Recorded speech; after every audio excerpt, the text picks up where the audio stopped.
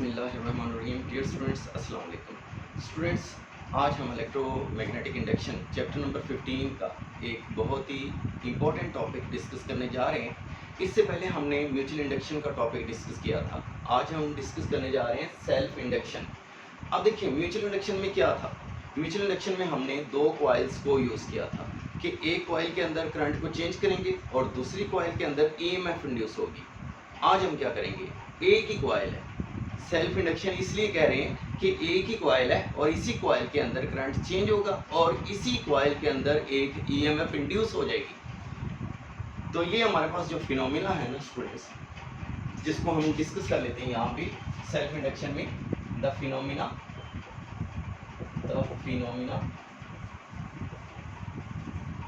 इन विच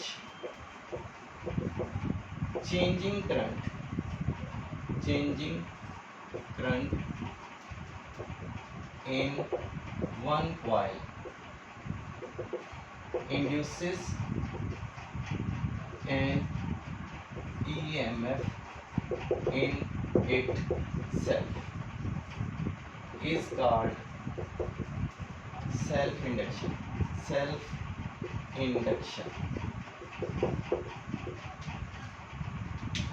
self induction के अंदर हमने अब देखें कि उसकी होगी स्टेटमेंट कि फिनोमिना है, एक ऐसा अमल है in which changing current in one coil, यानी एक ही कॉइल है और इसी कॉइल के अंदर करंट में चेंज होना है।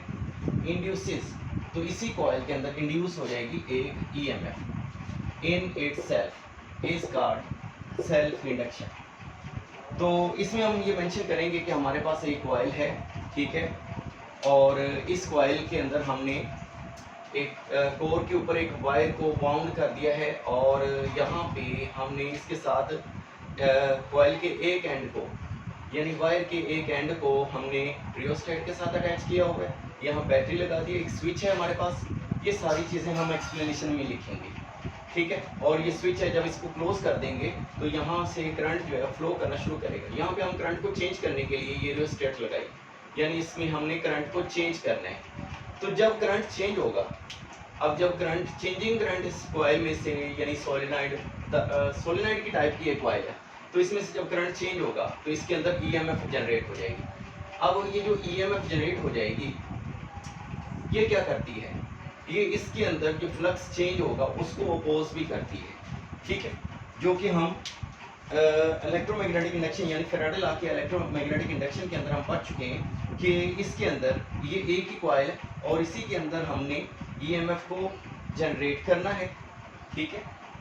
और इसमें देखें, ये हमारे पास किसके बराबर रिलेशन, ईएमएफ जो पैदा हो रही है इसी कॉइल के अंदर, क्योंकि एक ही कॉइल है ना, और इसमें number of turns minus N delta phi over delta T, कि जितना ज़्यादा फ्लक्स चेंज होगा टाइम के लिहाज से उतनी ज़्यादा ईएमएफ जनरेट होगी, और जितने ज़्यादा नंबर ऑफ टर्न्स होंगे उतना ज़्यादा ईएमएफ जनरेट होगी, ठीक है। और नेगेटिव साइन आपको पता ही है कि यहाँ पे जो ईएमएफ प्रोड्यूस हो जाती है वो इसमें जो फ्लक्स में जो चेंज आ रहा होता है उसको अपोज कर रही होती है। ये पैदा होने वाली जो ईएमएफ है ये अपोज करती है, किसको अपोज करती है, चेंजिंग फ्लक्स, यानी फ्लक्स में जो चेंज है चेंजिंग फ्लक्स को अपोज कर रही होती है, जिसकी वजह से ये पैदा हुई है, ठीक है। आप देखिए स्टूडेंट्स, सेल्फ इंडक्टेंस को हम डिस्कस कर लेते हैं। इसकी थोड़ी सी डेरिवेशन है, सेल्फ इंडक्टेंस। जी, सेल्फ इंडक्टेंस।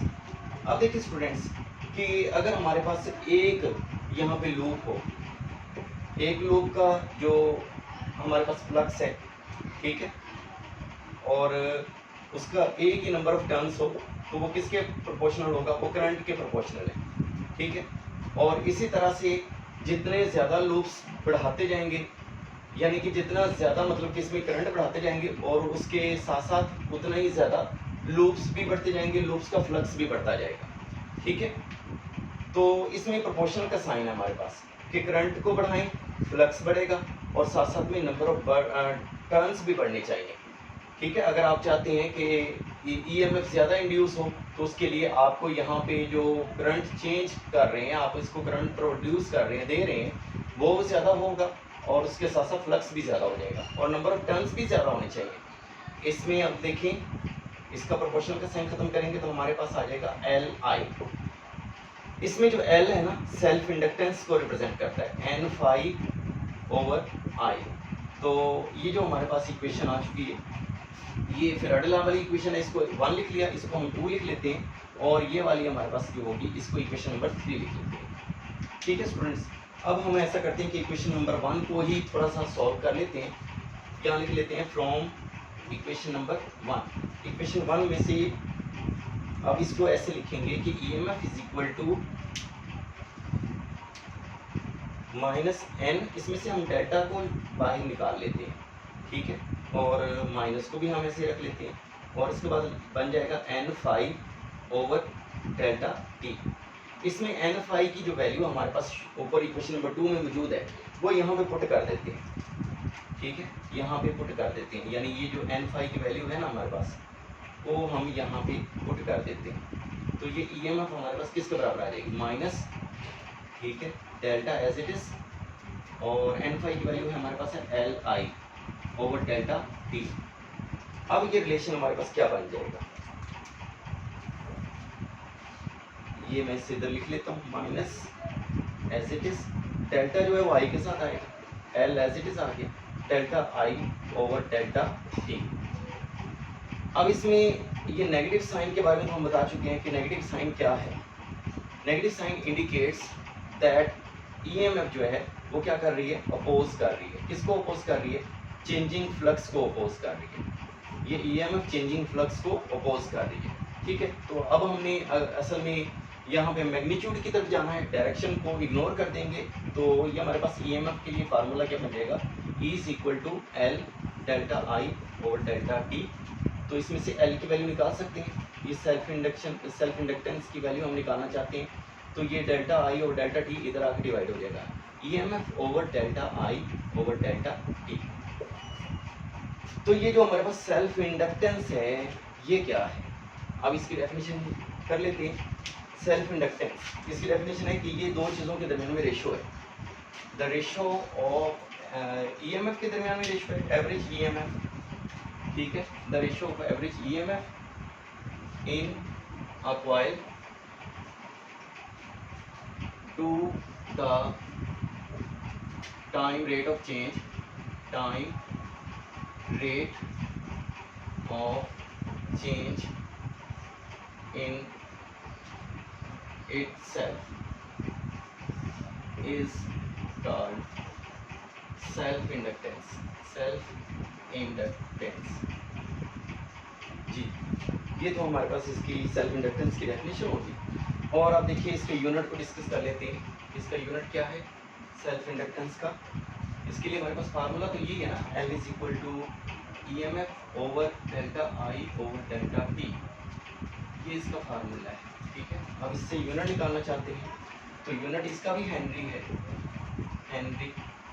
अब हेनरी किसके बराबर है, देखिए EMF को हम किस में मेजर करेंगे, वोल्ट्स में, ठीक है, और जो करंट है उसको हम एम्पेयर में मेजर करेंगे, तो एम्पेयर करंट जो है वो बटे में, तो इसलिए पर एम्पेयर आएगा, और साथ में ये टाइम जो है ये डबल बटा ये ऊपर चला जाएगा, तो टाइम का यूनिट सेकंड होता है, ठीक है। तो इसको हम ऐसे भी लिख सकते हैं, volt second per ampere, volt second per ampere. या इसको अगर मज़ीद सिंप्लीफाई करके लिखना चाहते हैं तो ऐसे भी लिख सकते हैं कि EMF है ना, इसको हम वोल्ट में मेजर करते हैं, करंट को हम एम्पेयर में मेजर करेंगे, और टाइम को सेकंड में। तो यहाँ पे देखिए ये सेकंड ऊपर चला जाएगा, डबल बटा है ना, ऊपर जाके ये पॉजिटिव रहेगा, लेकिन ये जो इस तरह से बन जाएगा कि वोल्ट सेकंड ओवर ए, तो इसको वोल्ट सेकंड पर एम्पेयर भी लिख सकते हैं।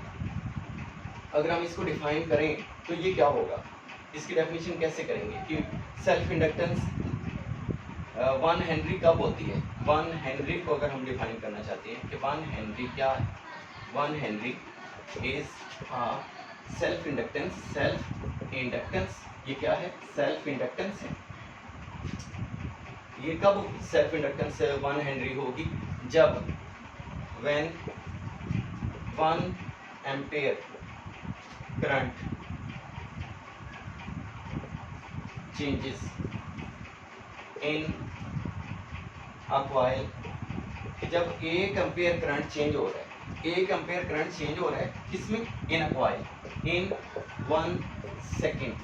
जब 1 सेकेंड के अंदर 1 एम्पेयर करंट चेंज हो रहा है, ठीक है, और विच इंड्यूसेस, ये इंड्यूस कर रहा है, क्या इंड्यूस कर रहा है, एन ईएमएफ, कितनी ईएमएफ पैदा कर रहा है, of 1 volt in a coil, कि कॉइल के अंदर अगर ईएमएफ कितनी जनरेट हो रही है, 1 वोल्ट।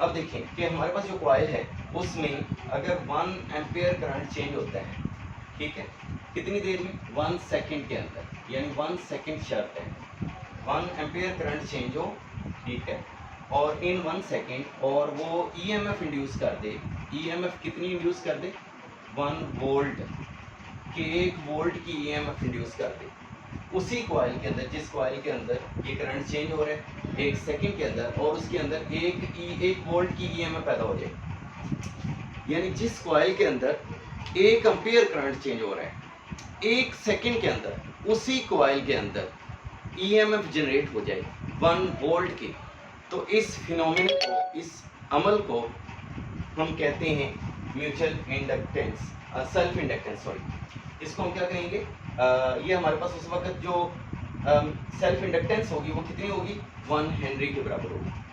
ठीक हो गया। तो उम्मीद है स्टूडेंट्स आपको ये टॉपिक बहुत अच्छे तरीके से समझ आ गया होगा, बहुत सिंपल है, और ये है भी इम्पोर्टेंट पेपर के पॉइंट ऑफ व्यू से भी, ठीक है। म्यूचुअल इंडक्शन, सेल्फ इंडक्शन, ये दोनों टॉपिक ही बहुत इंपॉर्टेंट है। अपना ख्याल रखिएगा। अल्लाह हाफिज़।